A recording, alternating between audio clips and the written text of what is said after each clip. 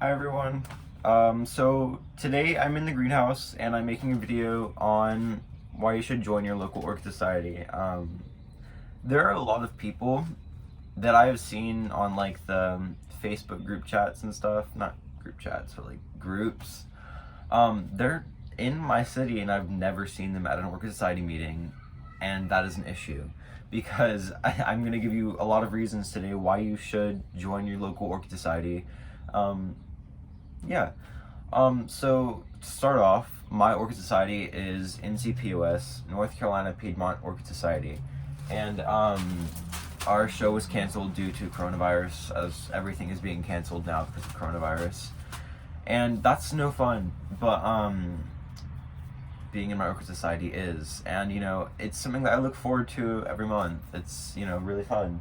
And also, I made this video before and I rambled, so I made notes so that I would kind of stay on track because I just keep going on and on about random things. I notice I do that a lot though, so. So, also, while I'm out here in the greenhouse, I just wanted to show you two things in bloom. First is this Galleandra stangiana.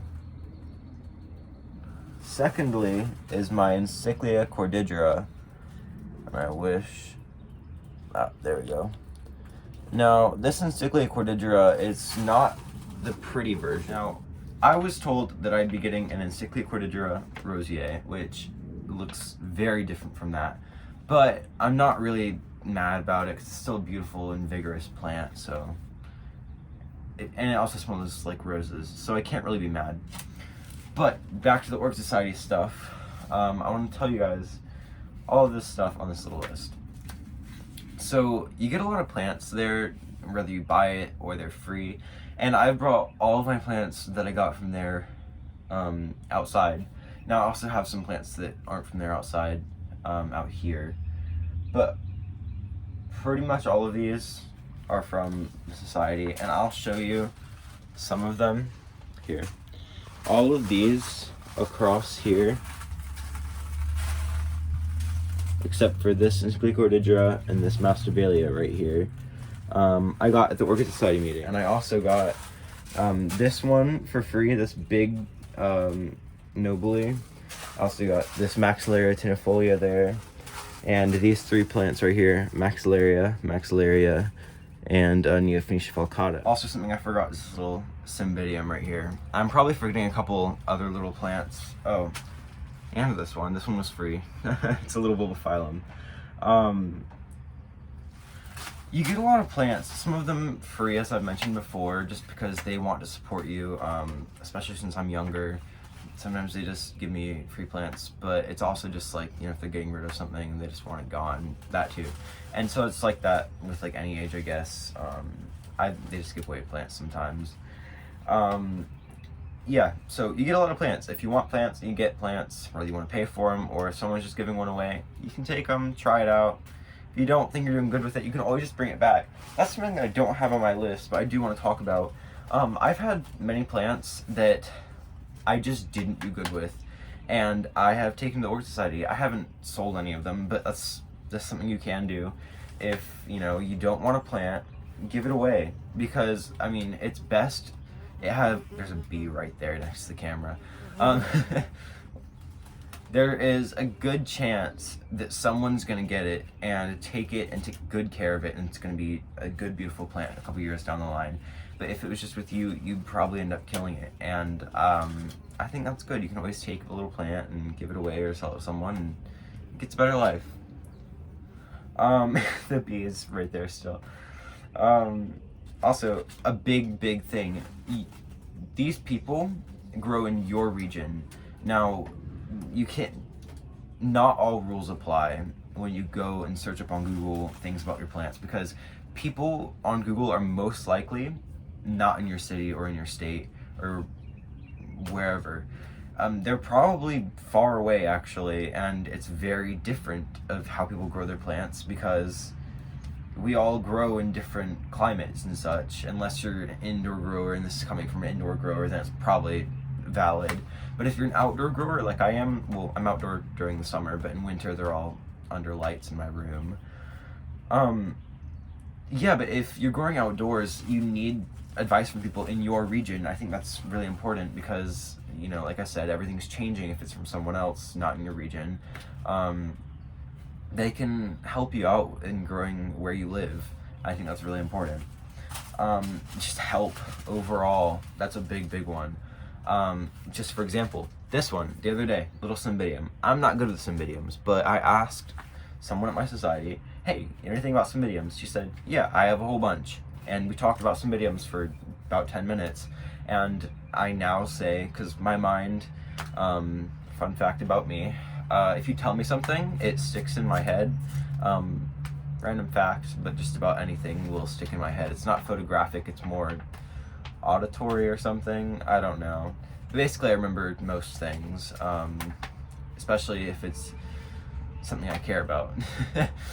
But I know how to grow cymbidiums in my region now because someone at my society helped me out, and that's really cool.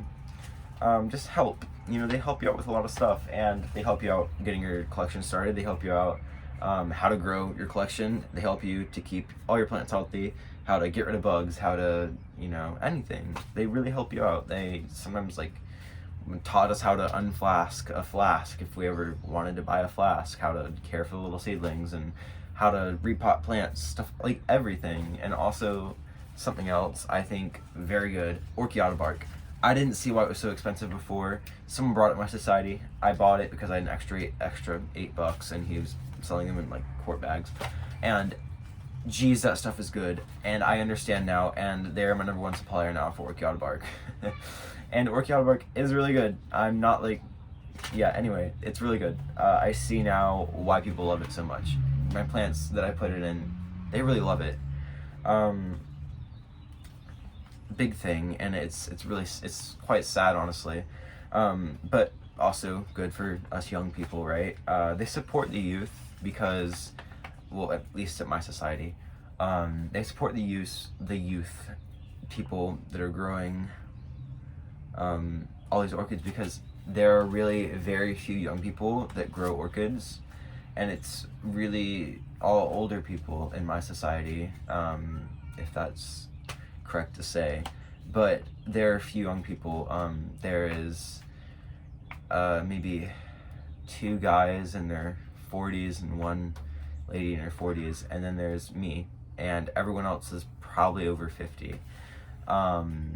And because of that, they really do support the younger generation because they want orchids to continue on, because without me and other people of my age growing orchids, who's going to be there to continue the hobby and such? I mean, yeah, it's important, and it's sad, and we need to fix that. So while this is really only going to orchid growers, it's just important to reach out to people, to younger people, and really anyone to grow orchids, because they are stress relievers, they're fun, they teach you patience, they just do a lot. And speaking of something really fun, if school ever went back into session, I have a speech and debate class, first period, and I'm going to be doing a speech of how to repot an orchid. I'm probably just going to do a cattleya because I'm not taking in a phal, even though it's like the most relatable thing for everyone in my area, because that's really all you see. I'm gonna bring in a cattleya, and I'm gonna repot it, and I'm gonna look like a crazy person because I'm in high school. I'm gonna walk around with a big plant all day. But I mean, that is spreading the word. Maybe someone in my first period will go out, buy an orchid, and then get addicted to. That'll be really fun, right? I think that's really cool. I said, oh yeah, for all these reasons, like I've said, you know, growing, help, plants, everything. That's just the reasons why you should seek out your society, because it's really, really fun, and it's what I look forward to out of the month, because I don't really have much going on in my life. I'm kind of pretty boring. I run track and I run cross country, and those meets and stuff are always really fun, but that's canceled, so coronavirus. But this Orchid Society, these people, these orchids, they all keep me sane, and I look forward to it at the middle of the month when we have our meetings. It's just something that I look forward to out of my month, and I'm always really, really sad when I can't make it. I couldn't make it like twice, and I just hated that. But on a real note, it's just like orchids keep me together. As crazy as it sounds sometimes, I think we all feel that if you're really a grower. You know, they help you. Plants help me because I'm a little crazy. But those are the reasons why you should join your Orchid Society, and I guess grow orchids if you don't. Anyway, I think that was a good little speech. This is 12 minutes long, but I think it was successful. I'm just gonna upload it. I'm probably not even gonna edit this. I'm just gonna let it all out. Thank you guys for watching, and I hope to make more videos. If anyone wants to know anything, let me know. Now, I mainly focus on catasetums. That's what I really grow, and I'm good with cattleyas. I grow a little bit of pretty much everything, and I think I could always expand on that knowledge, which is another fun thing about the Orchid Society, is you can always expand on your knowledge. But I know I dabble a little bit in everything, and even if I don't own something, I could probably still tell you a little bit about it because I've researched a lot. And also with the Orchid Society meetings, we always have a little talk about like a random orchid and how to care for it, and that's fun. So I can always tell you what I know, how I care for it if I have it. Just let me know, what do you guys want, and I'll probably do a like a quick cattleya or a catasetum, or what else do I grow? A maxillaria and cyclia and laelia, which is pretty much cattleya. Bulbophyllum care, anything. I mean, I can, just let me know and I'll do it. Whatever you want to pick my brain at, just do it. And I really plan on doing something like that, like when I have maybe 100 subscribers or something. I just want to be able to get enough questions to do this, because otherwise I'd just be like answering one question, then I'm done. I want to do a full video of just questions people have to pick at my brain, see what I know, help them if I can. I just think that would be really fun. Yeah, if anyone has any questions, just let me know. I'll answer them every video. Probably at the end, I'll probably put a time skip down in the bottom to, you know, so you can get your question answered, because I tend to ramble on a lot, and this is now 14 minutes. Anyway, thank you for watching, and I will see you guys next time.